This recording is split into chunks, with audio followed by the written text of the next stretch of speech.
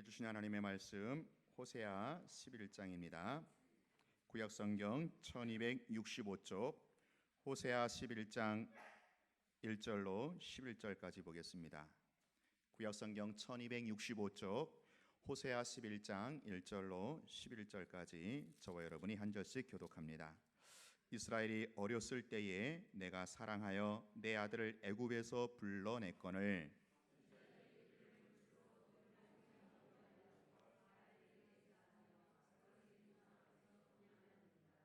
그러나 내가 에브라임에게 걸음을 가르치고 내 발로 안았음에도 내가 그들을 고치는 줄을 그들은 알지 못하였도다.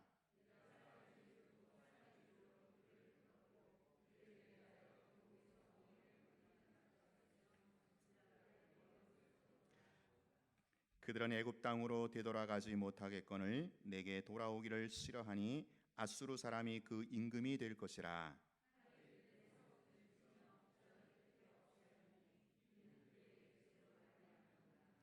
내 백성이 끝끝내 내게서 물러가나니 비록 그들을 불러 위에 계신 이에게로 돌아오라 할지라도 일어나는 자가 하나도 없도다.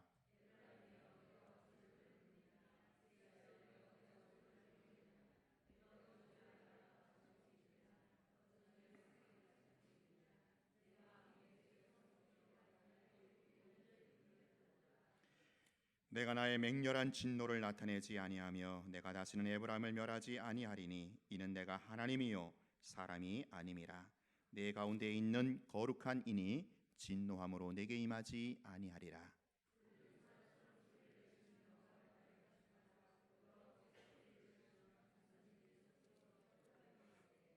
같이 합니다. 그들은 애굽에서부터 새같이 아수르에서부터 비둘기같이 떨며 오리니 내가 그들을 그들의 집에 머물게 하리라. 나 여호와의 말이니라. 아멘. 우리는 기독교 신자로서 역사의식이 있어야 합니다. 기독교적인 역사의식을 가져야 하는데요. 이 역사의식이 다른 게 아니고 과거, 현재, 미래에 대하여 세 가지 질문을 스스로 던져보고 여기에 답을 구할 수 있어야 합니다. 우리 그래서 한번 같이 읽어볼까요? 우리 과거 시작. 나는 어디에서 왔으며 내 인생은 어떻게 시작되었는가? 과거에 대한 질문을 해보고 거기에 대한 답을 갖고 있어야 된다는 거예요. 두 번째는 현재입니다. 시작. 나는 지금 어디에 서 있으며 내 삶의 형편은 어떠한가? 라는 거죠. 세 번째 미래 시작. 그러면 이제 어디로 가야 하며 앞으로 어떻게 살 것인가? 어제 광화문 촛불 집회를 보면서 아마 저나 여러분들이나 참 착잡한 심정으로 지켜봤을 겁니다. 저는 보면서 이 설교 준비를 하는 게 오버랩이 되면서 이 대한민국의 역사의 정체성, 역사의식을 가지고 한번 봤어요. 과연 이 대한민국이 이 나라가 어떻게 시작된 나라인데 지금 어떻게 어쩌다가 이 지경에 이르게 되었는가? 그러면서 하나님께서 이 대한민국의 미래를 어떻게 틀으실 것인가에 대해서 많은 또 고민과 상념을 하게 되었습니다. 그러니까 대한민국의 과거, 현재, 미래라고 하는 역사의식을 가지고 한번 조명해보고 거기에 대해서 우리가 성경적 어떤 답 내지 대안을 갖고 있어야 한다는 겁니다. 제가 이따 결론에서 매치를 시키겠습니다. 자, 오늘 본문에서 호세아 선지자는요 역사의식을 가지고 이스라엘의 현 상태를 진단하고 있습니다. 그리고 그러면서 이스라엘 백성들에게 올바른 역사의식을 촉구하고 있는 것입니다. 즉 그들이 본래 어디에서 출발했으며 지금은 어디에 서 있는가, 그리고 어디로 가야 할지를 한번 생각해 보라는 것입니다. 자, 우선은 이스라엘의 과거입니다. 이스라엘의 과거. 이스라엘이 과연 어디에서부터 왔는가, 어디서부터 출발했는가라는 거지요. 우리 1절 보겠습니다. 1절 시작. 이스라엘이 어렸을 때에 내가 사랑하여 내 아들을 애굽에서 불러냈거늘. 자, 지금 호세아는 먼저 이스라엘 백성들의 그 과거를 회고하는 차원에서 출애굽 시대를 언급하고 있습니다. 자, 지금 이스라엘의 현재 상황은요 하나님께서 약속하신 땅 가나안 땅에 들어와서 살고 있는 왕정 시대를 지금 지나고 있잖아요. 왕정 시대를 지나고 있는데 예전에는 과거에는 애굽 땅에서 바로의 노예로 종살이했음을 먼저 확인하고 있는 것입니다. 자유를 잃어버리고 바로의 종으로서 고난과 황폐한 삶을 살았다라는 것이지요. 바로 이러한 애굽 땅에서 하나님의 아들로 불러냈다라는 것입니다. 죄와 사망의 종로를 타던 그 자리에서 영생과 하나님의 나라가 상속되는 그러한 자리로 불러냈다는 것입니다. 특별히 이스라엘이 어렸을 때에 하나님이 사랑했다 그렇게 말씀합니다. 여기서 이 어렸을 때라는 말은 히브리어로 나아라고 해서 철없고 연약하고 힘없는 존재를 말합니다. 이게 어렸을 적입니다. 다시 말해서 하나님을 기쁘시게 할 만한 아무런 조건이나 자격이 없을 때를 말합니다. 하나님께서 이스라엘을 내 아들아 그렇게 부를 만한 이유가 전혀 없는 거예요. 아무것도 없는 거예요.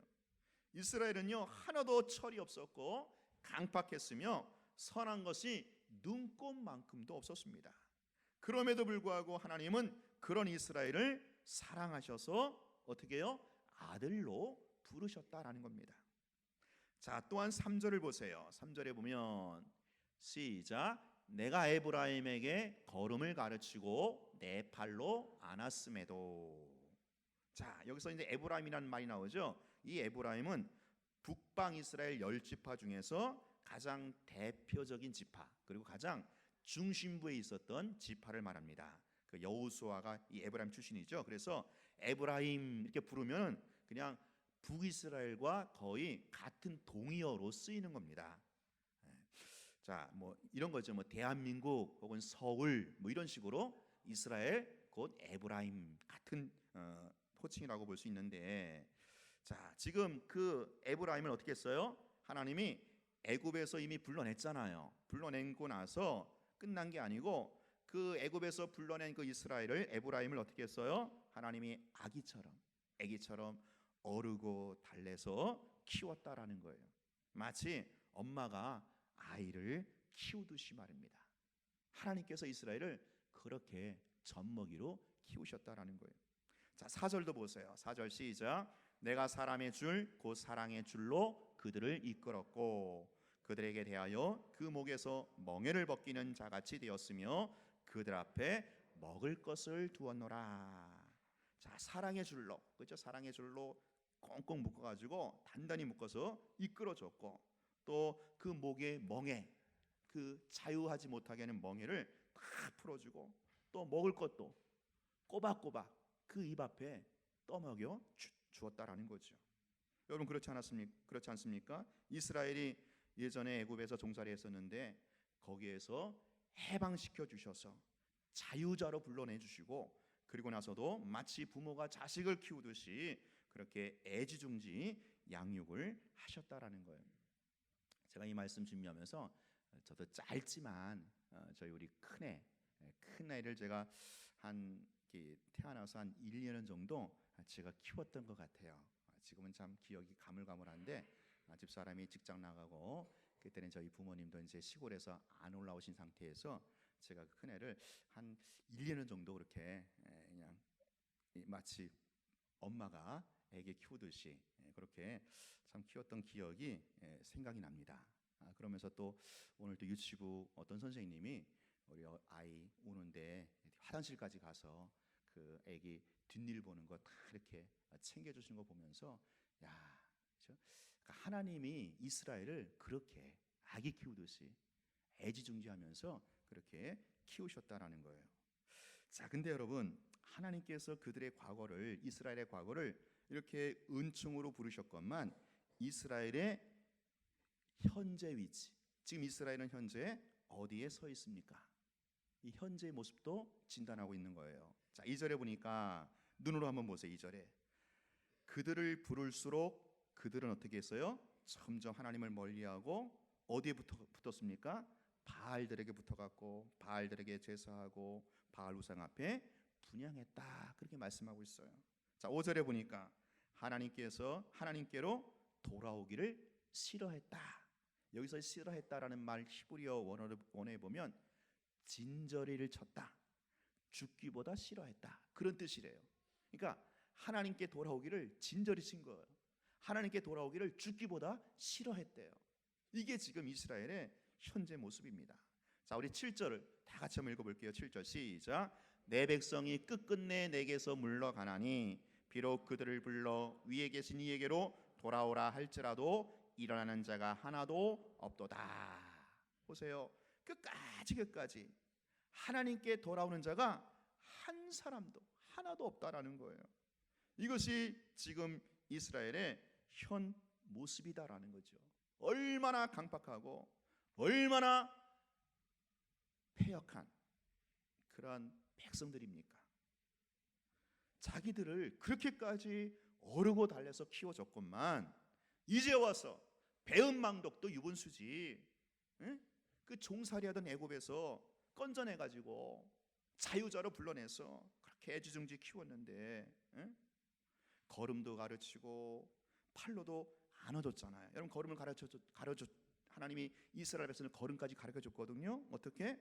광야에서 율법을 주면서 시시콜콜 일일이 다 가르쳐준 거예요. 율법을 통해서 이건 이렇게 하고 저건 저렇게 하라, 마치 걸음 가르쳐주듯이.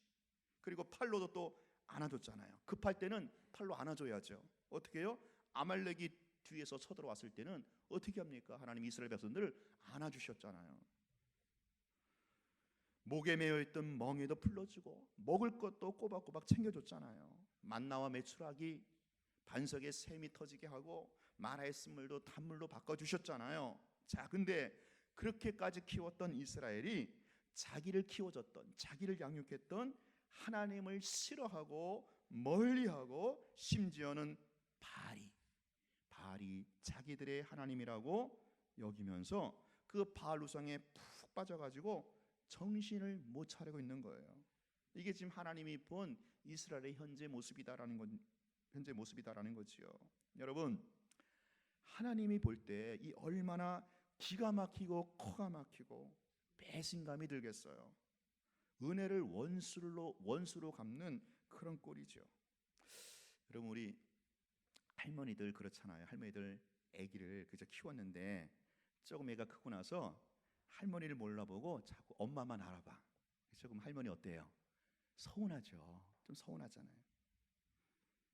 그것도 그런데 여러분, 자기를 낳아주고 자기를 키워준 부모를 몰라보고 그놈의 자식이 다른 부모한테 가서 자식 노릇을 하는 거예요.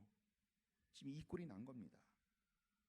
지금 여로보암 2세 이 시대에 북방 이스라엘의 형편이, 그들의 상태가 그렇다라는 거죠.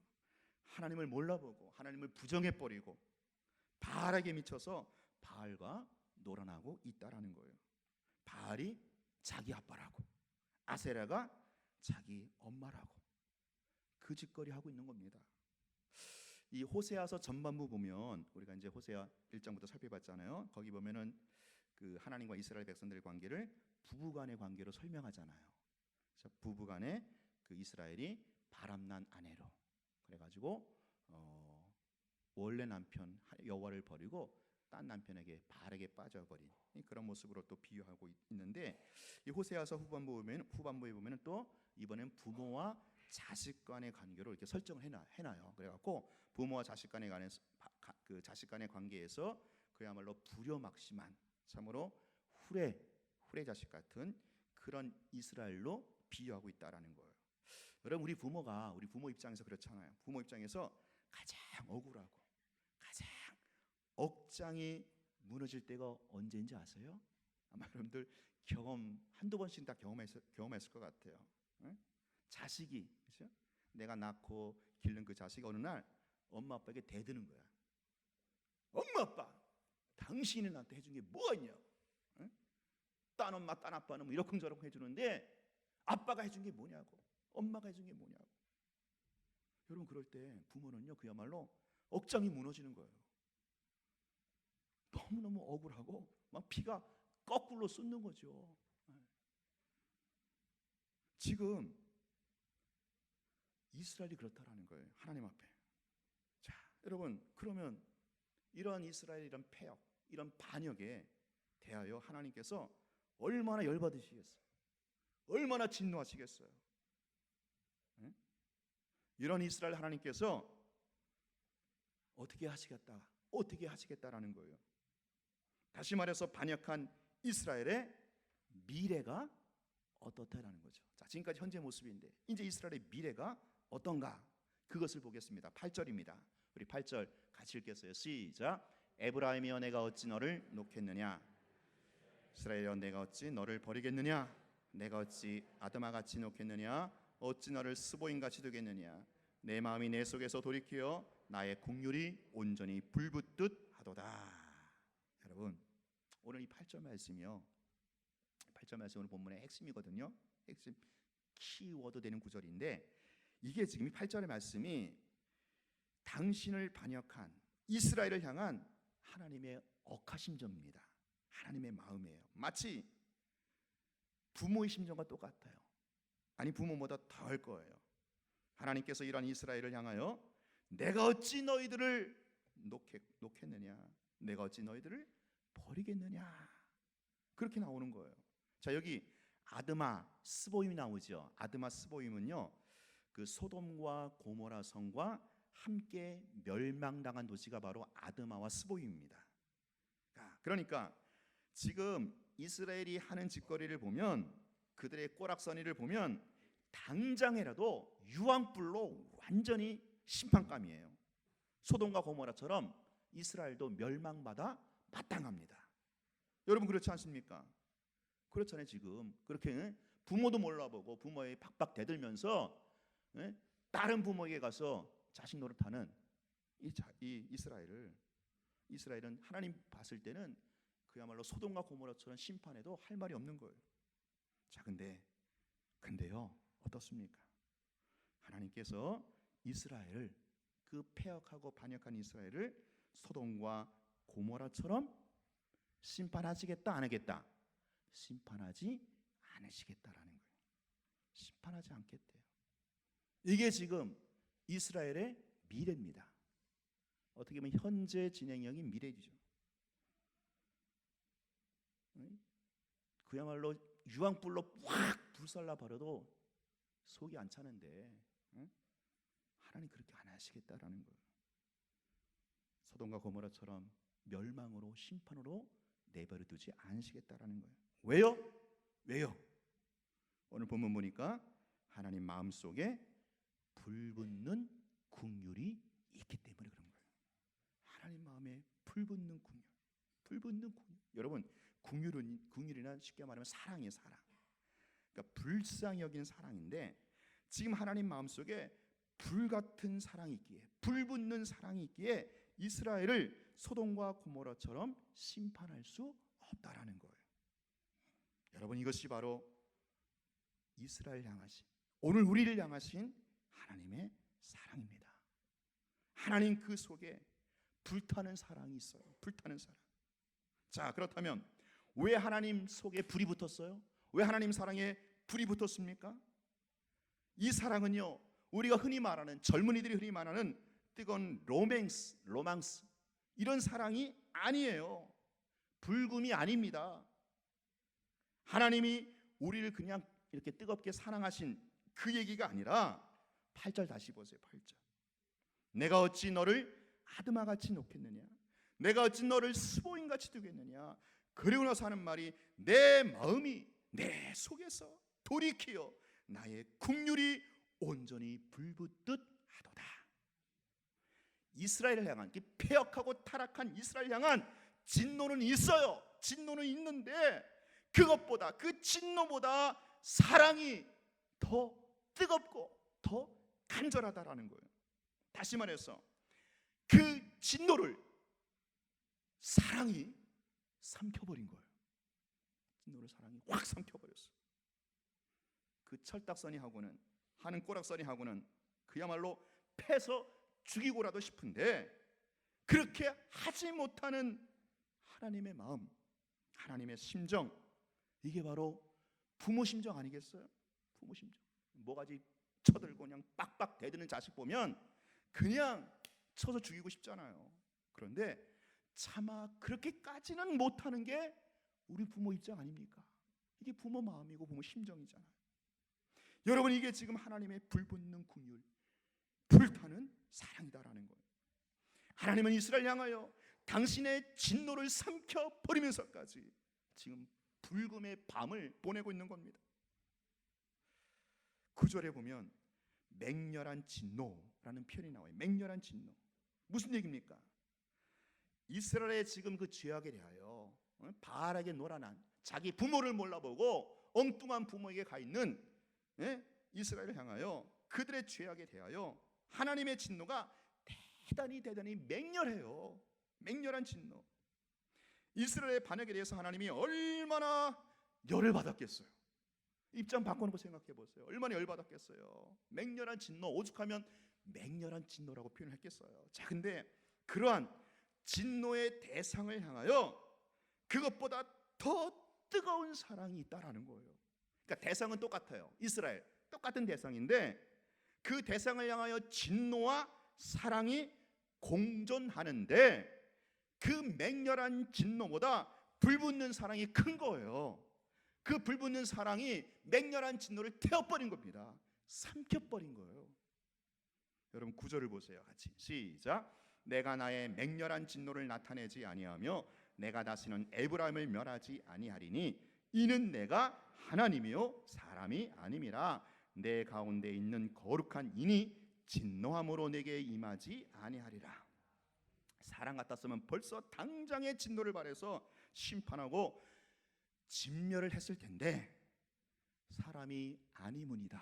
하나님은 사람이 아니문이다. 하나님은 사람이 아니라 하나님이시기에 진노를 멈추고 진노를 그치고 사랑을 베풀었다라는 거죠. 사랑하는 여러분, 이런 하나님의 사랑, 진노를 삼켜버린 불붙는 사랑, 이 사랑이 여러분 어디에서 나타났습니까? 바로 예수 그리스도 안에서 나타나지 않았습니까?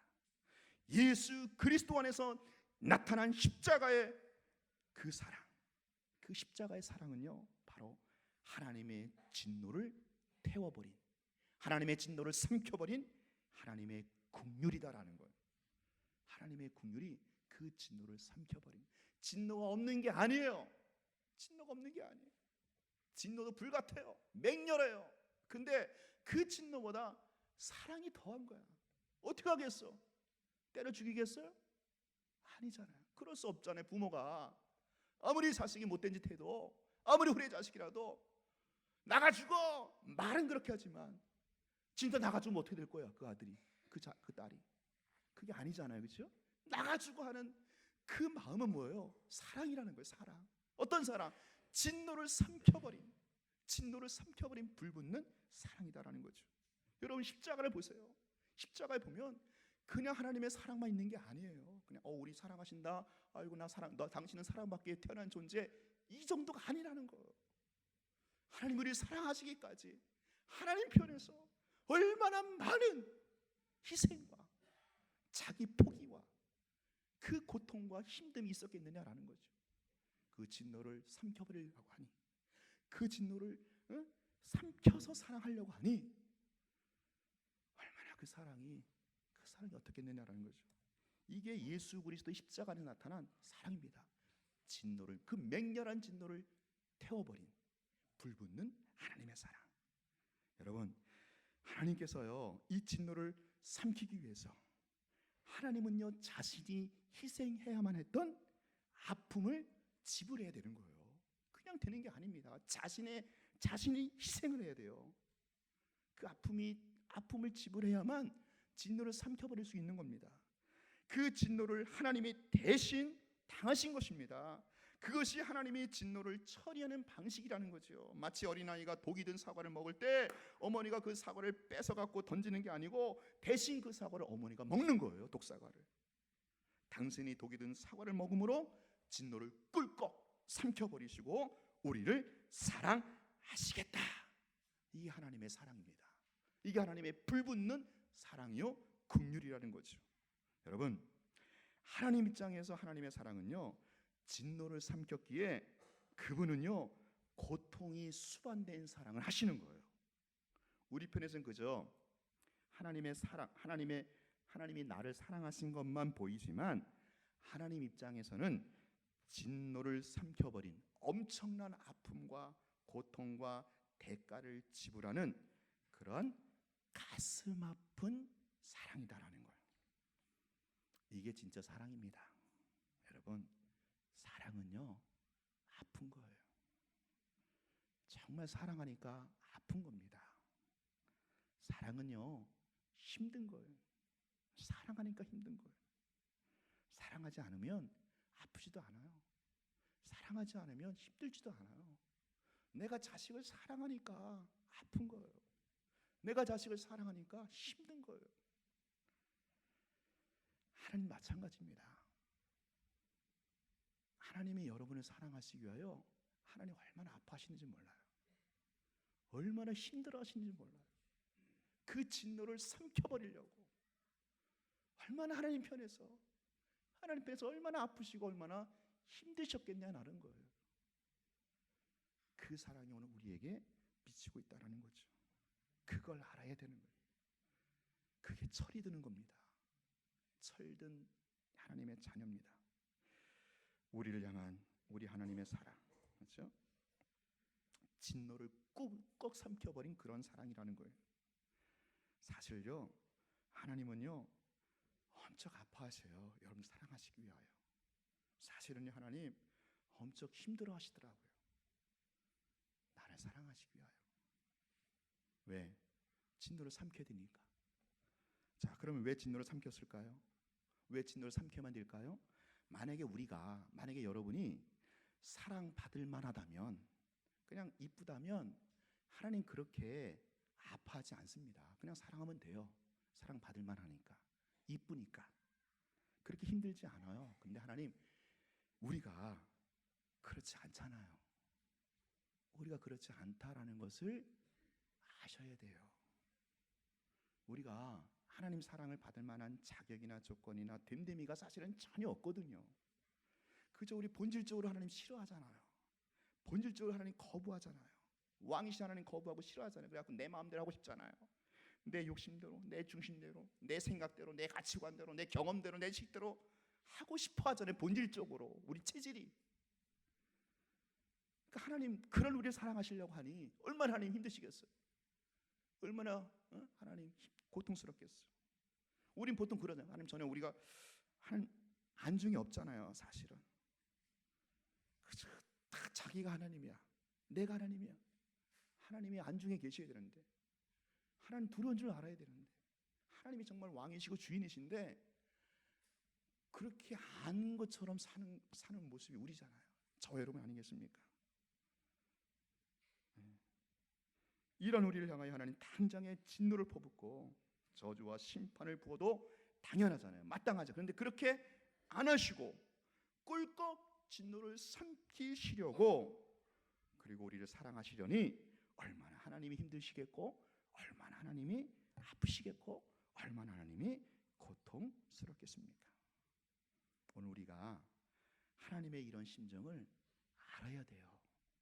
신앙은요 아는 거예요. 그냥 머리로 지식으로 아는 게 아니라 이 느낄 수 있었으면 좋겠어요. 저도 기도 좀 하게. 이 하나님의 가슴 아픈 사랑, 이 진노를 꿀꺽 삼켜버린 불붙는 사랑. 여러분, 근데 제가 좀 이제 이해가 돼요. 자식을 키운 부모 입장에 서다 보니까 그 천하의 불효막심한 그 자식, 부모의 노고를 몰라보고 그저 박박 내드는 그 자식을 향해서, 그래도 고슴도치 같은 후레 자식도 어떻게 하겠어? 껴안아야지. 그저 껴안고 보는 이 애미의 심정, 이 부모의 심정, 이게 바로 하나님 아버지 심정이다라는 거죠. 제가 그런 생각이 들어요. 어제 그런 광화문 촛불 집회를 보면서 참 마음이 아프잖아요. 착잡하고 분노도 있지만 우린 분노로 끝나지 않지요. 모르겠어요. 저는 그냥 어쨌든 저도 책임이 있다고 봐요. 왜? 목사니까, 지도자니까, 그렇죠? 그 어찌 뭐 한 나라의 최고 지도자만 문제겠습니까? 우리 아까 이상민 집사님께서 멘트하셨듯이 우리가 그리스도인으로서 그리스도인은 역사 책임을 맡고 있거든요. 그 본분을, 그 책임을 다했는가? 참 제가 이렇게 보면서 목양시사 설교 준비하면서 그 안수 받은 게 1999년도 황해에서 받았는데, 안수 받은 지 제가 20년 가까이 되는데 20년 동안 그래도 목사짓 했는데 지금 나도 한편에 책임이 있다라는 거죠. 참, 그러면서 참 이런 나를 참 목사 노릇을 정말 이 사회와 민족 앞에 제대로 해야 되는데 참 그것도 제대로 제가 볼 때 못한 것 같은데, 이런 나를 그래도 하나님이 사랑하시려고 얼마나 힘드셨을까, 그 생각이 들더라고요. 여러분, 그러니까 하나님이 사랑하시죠. 당신은 사랑받게 태어난 사람, 하나님이 사랑하십니다. 근데 그 사랑은요 그냥 이렇게 저절로 나온 사랑이 아니라는 거예요. 그냥 자연스러운 사랑, 뭐 낭만적인 사랑, 당연히 사랑받는 그런 사랑이 아니라는 거예요. 오늘 본문 보니까 그게 아니잖아요. 하나님 우리 사랑하기 위해서 당신이 얼마나 아프셨을까, 당신이 얼마나 힘드셨을까. 왜? 우리가 우리를 알거든. 내가 나를 알거든. 그렇죠? 이걸 아는 게 이게 신앙입니다. 이게 믿음이에요. 내가 내 꼬라지를 알고 내가 내 형편을 알고, 근데 이런 나를 하나님이 사랑하시고 또 그래도 쓰시려고 하니 얼마나 하나님이 괴로우겠어, 얼마나 힘들겠어, 고통스럽겠어. 그걸 다 하나님이 삼켜버리신 거예요. 그 고통, 그 괴로움, 아픔을 꿀꺽 삼키시고 내가 여전히 너를 사랑한다, 내가 여전히 너를 사랑한다, 내가 여전히 너를 쓰겠다, 너를 통하여 내 역사를 이루겠다 하신다니까요. 그걸 아니까 정말 가슴이 저며오더라고요. 사랑하는 성도 여러분, 오늘 우리에게 말씀하십니다. 오늘 저와 여러분이 이 하나님의 사랑을 입었다고 말입니다. 긍휼이 불붙는 사랑, 그 진노를 삼켜버린 가슴 아픈 사랑, 그 애절한 사랑, 고통의 값을 지불한 그 사랑, 그 사랑을, 이 불붙는 사랑을 오늘 저와 여러분들이 입고 있다라는 것. 그러므로 그런 하나님의 사랑을 정말 입은 사람이라면 우리가 쉽게 개판칠 수 없는 거예요. 야상이 죄를 지을 수가 없는 거예요. 이걸 정말 한다면. 왜? 하나님 맹렬한 진노를 삼켜버리시고 불붙는 사랑을 우리 사랑하셨거든요. 자, 아무튼 현재 이스라엘의 폐역, 그 이스라엘 반역에도 불구하고 하나님께서 그들에게 그냥 즉결 심판, 진노를 내리지 아니하시고 그 진노를 태워버리는 불같은 사랑으로 지금 이스라엘을 대우하시겠다라는 거죠. 자, 근데 여기서 아주 흥미로운 사실이 있어요. 뭐냐? 5절 후반절과 11절에 보면 결국에는 자, 미래에는, 그 미래죠. 지금 현재 스코어 미래, 결국에는 이스라엘이 아수르의 포로로 끌려간다라는 거죠. 자, 실제적으로 역사적으로 이스라엘은 BC 721년에 아수르의 포로가 됩니다. 약 그렇죠? 한 5, 60년 후면은 이제 이스라엘이 아수르의 포로가로 끌려갑니다. 아수르에게 망하는 거죠. 자, 지금 상황이 어떻습니까? 이스라엘이 그 반역하고 타락했는데, 그러한 이스라엘의 미래는 분명히 하나님께서 말씀하셨잖아요. 그럼에도 불구하고 내가 진노를 거두고 그들에게 불붙는 사랑을 베풀겠다, 그렇게 말씀하셨는데, 그러한 미래가, 이스라엘의 미래가 어떻습니까? 아수르의 포로로 끌려가는 것이 된다라는 거예요. 여기서 우리가 헷갈리죠. 하나님이 사랑하신다면, 진노를 삼켜버리고 사랑하신다면 왜 아수르에 끌려가게 내버려 두셨는가라는 거죠. 왜 아수르의 포로로 끌려갑니까? 왜 아수르에 망합니까? 하나님이 사랑하셨다는데 미래가 아수르의 포로로 끌려가잖아요. 망하잖아요. 이것은 무엇을 말합니까? 여러분, 아수르의 포로로 끌려갔다라는 것은 하나님의 진노가 아니라는 거예요. 하나님의 저주와 심판이 아니라는 거예요. 이스라엘이 아수르의 포로로 끌려갔다라는 것은 바로 하나님의 사랑입니다. 진노를 삼켜버린 불붙는 하나님의 긍휼이에요.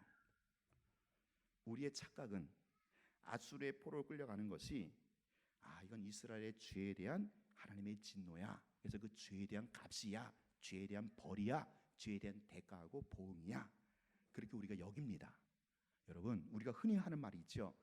하나님이 죄는 용서하시되 죄에 대한 대가, 죄에 대한 보응은 꼭 하신다. 근데 여러분, 정확히 말하자면 그건 틀린 말이에요. 그렇지 않습니다. 정말로 우리가 그리스도 예수 안에 있는 하나님의 자녀들이라면 이미 진노는 다 끝나버린 겁니다. 더 이상 죄에 대한 대가, 보응, 심판 없습니다. 예수님께서 십자가에서 우리가 그 지은 죄에 대한 대가와 보응을 예수님 십자가에서 다 받으신 거예요. 다 받으신 거예요. 이게 기독교 복음이거든요. 기독교의 복음은요, 우리가 지은 죄에 대한 저주와 형벌을 예수님 십자가에서 대신 죽으심으로 다 받으셨다라는 거예요. 이걸 우리가 믿는 거예요. 받는 거예요. 우리가 받을 저주와 형벌은요 다 끝났어요. 국물도 없이 남김없이. 그렇다면 왜 아수르의 포로로 끌려가는가? 왜 이것이 사랑인가?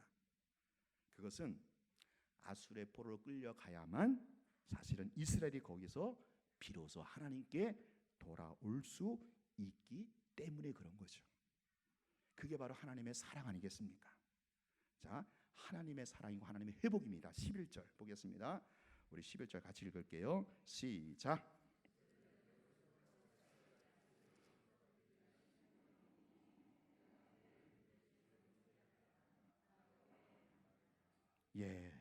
애굽에서부터 새같이 아수르에서부터 비둘기같이 떨며 나오는데 다시 그들의 집에 머물러 하겠다. 다시 돌아오거든요. 아수르의 포로로 끌려가지만 또 남방 유다가 바벨론에 망하지만 70년 만에 돌아오잖아요. 70년 만에 회복이 되거든요. 자, 그래서 지금 이스라엘이 아수르에게 망하는 것, 아수르의 포로로 끌려가는 것을 가리켜 신약에서 히브리서 12장에서는 뭐라고 하느냐? 이걸 갖다 징계라고 합니다. 징계. 그러니까 징계는 이럴 때 쓰는 거예요. 징계는요 사랑입니다. 쉽게 말하면 사랑의 매예요. 죄에 대한 대가나 보응이 아닙니다. 죄에 대한 보응이나 대가는 정말 예수 믿는 사람이라면 다 예수님 받으셨어요. 우리가 받는 게 아닙니다. 정말 예수 믿는 하나님의 자녀들에게는 죄에 대한 보응이나 대가는 없어요. 오직 사랑의 징계입니다. 오직 사랑이에요. 오직 처음부터 끝까지 다 사랑이에요. 자, 예를 들어서 어떤 사람이 주의를 계속해서 안 지키고 계속 골프나 치러 가. 그러면 사랑이 많으신 하나님께서 그 사람은 그냥 냅두시겠어요? 아니죠. 발모가지를 부러뜨릴지도 몰라요. 왜? 그렇게 해서라도 주의를 지키게 만듭니다. 하나님 앞에 돌아오게 만들어요.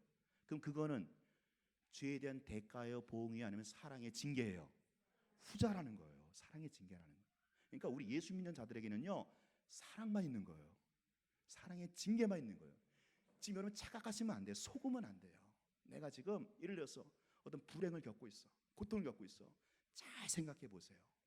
그거 죄에 대한 대가, 보응이 아니에요. 적어도 여러분이 예수 믿는 자라면, 내가 분명히 예수 그리스도를 나의 구주로 구세주로 믿는 하나님의 자녀라면 오늘 우리에게 일어나는 불행 같은 거, 고통 같은 거, 막 일이 안 풀리고 막 꼬이는 거, 그게 바로 하나님의 사랑의 징계라는 거예요.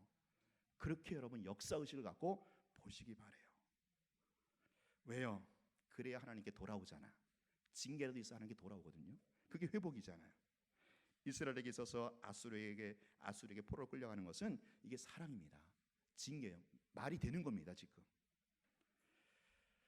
여러분, 그래요. 우리 하나님의 백성들에게는요, 하나님의 자녀들에게는요 처음부터 끝까지가 다 사랑이에요. 믿습니까 여러분? 처음부터 끝까지 하나님은요 일관되게 사랑하셔요. 일관되게. 저거 어디 죄짓나 보다 때리고 뭐 이렇게 보응하고 대가 저주 형벌 내리는 분이 아니라는 거예요. 처음부터 끝까지 사랑입니다. 자, 하나님은요 사랑으로 시작했기 때문에 사랑으로 마치는 분이에요. 중간에 징계가 따를 뿐이고, 근데 그 징계도 뭐라는 거예요? 사랑이라는 거예요. 1절 보세요. 1절. 1절이 지금 과거, 현재, 미래 중에 뭐라 그랬어요? 과거 처음이죠. 1절 과거 처음인데 1절에 뭐라고 말하고 있습니까? 내가 이스라엘이 어렸을 때 내가 뭐하여? 사랑하여. 처음 과거 뿌리가 뭐예요? 사랑으로 시작했다라는 거예요. 사랑으로. 그러면 사랑으로 시작한 하나님께서 나중에 미래에는 어떻게 하시겠어요? 미래도 사랑이에요. 근데 그 사랑은 뭐예요? 더 큰 사랑이야. 왜? 진노를 삼켜버렸으니까.